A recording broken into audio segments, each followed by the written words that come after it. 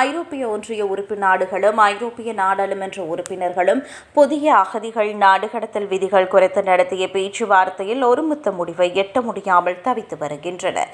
இறுதிக்கட்டமாக எதிர்பார்க்கப்பட்ட இந்த ஆலோசனைக் கூட்டம் தோல்வியில் முடிவடைந்தது.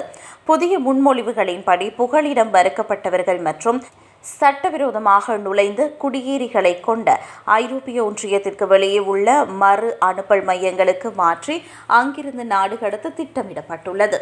இந்த புதிய சட்டம் எப்போது முதல் நடைமுறைக்கு வர வேண்டும் என்ற தொடக்க திகதியை தீர்மானிப்பதில்தான் இரு தரப்பிற்கும் இடையே பெரும் முட்டுக்கட்டை ஏற்பட்டுள்ளது. இதனால் பேச்சுவார்த்தை தற்காலிகமாக முறிவடைந்தது. ஐரோப்பிய ஒன்றிய கவுன்சிலில் இந்த சட்டத்தை அமுல்படுத்துவதை 2 ஆண்டுகள் ஒத்திவைக்க கோரியது.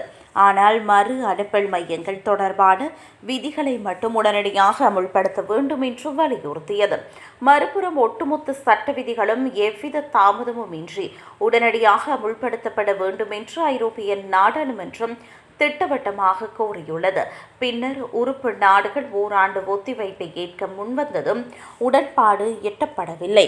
குடியேற்ற பிரச்சினை தீவிரமடைந்துள்ள சூழலில் இந்த சட்டத்தை அமுல்படுத்துவதில் மேலும் தாமதம் ஏற்படுவதை ஏற்க முடியாது என நாடாளுமன்ற பேச்சுவார்த்தையாளர்கள் எச்சரித்துள்ளனர்.